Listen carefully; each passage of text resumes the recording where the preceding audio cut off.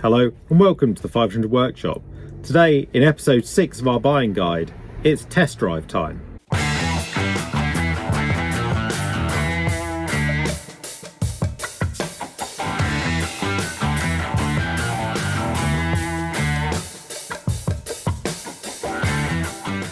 Okay, so we're going to take our test drive now.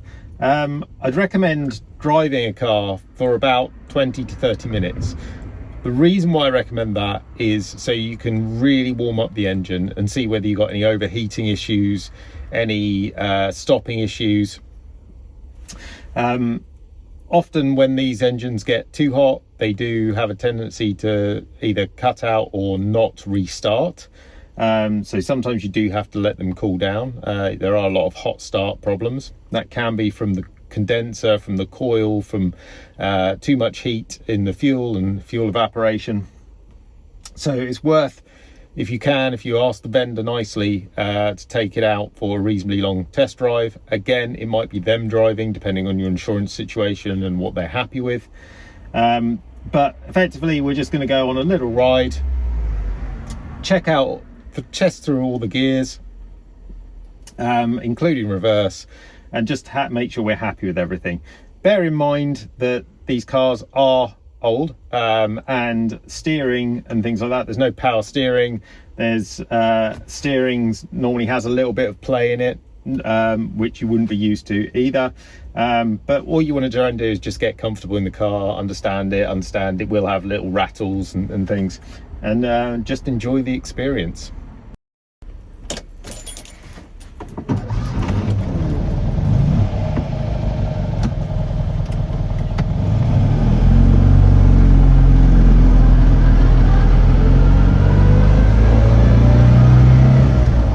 So this car doesn't have the synchromesh gearbox, so we're going to take our time going through the gears.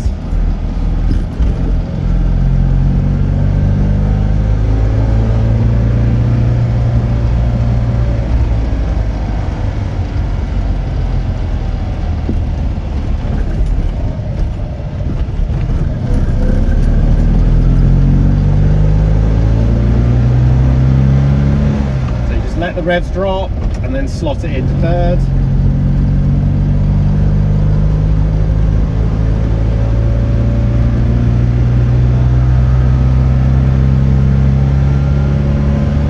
And again fourth, just let the revs drop and then slot it in. What you're trying to do all the time is match the revolutions with the engine speed. So that's why you're trying to just let the revs drop before you change up. Now when we come to change down, we will need to double declutch.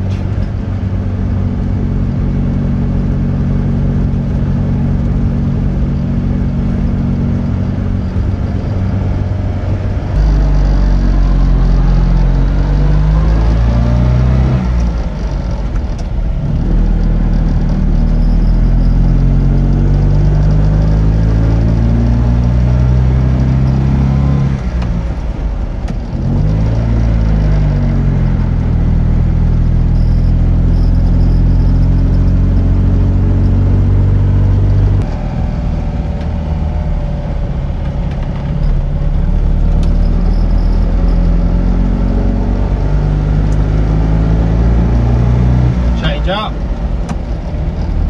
gently, and then as we change down again, brake a little bit, dip the clutch, release the clutch, rev the engine, dip the clutch and slot into gear. Now obviously as you practice you'll become faster at that and more natural. It can really hurt you if you don't get the right gear on a hill, because as you're changing down you tend to lose momentum and the revs at the same time.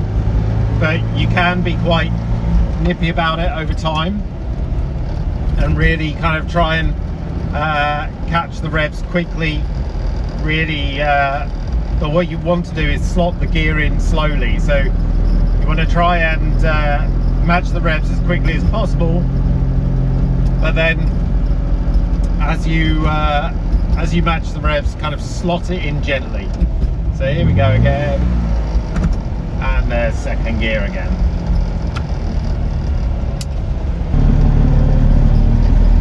So you do have to be very gentle with the gearbox. And when you get it wrong, you'll really know it. You'll really grind the teeth of the gearbox. And it's all about just trying to predict what's coming ahead, just taking it gently and anticipate what you need to do as you come up to junctions. So to put it in reverse, we're going to push down the gear stick, push it to the right and pull back, and then just let the clutch up as you would normally.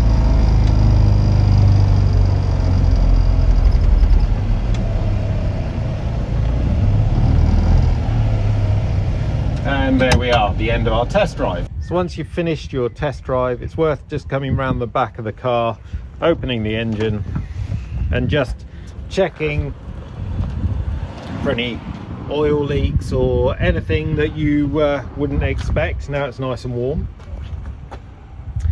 And then it is worth, now it is warm, trying to start the engine again. So let's just go and do that now. Like I said, these cars can suffer from hot start issues. This one doesn't, but hopefully.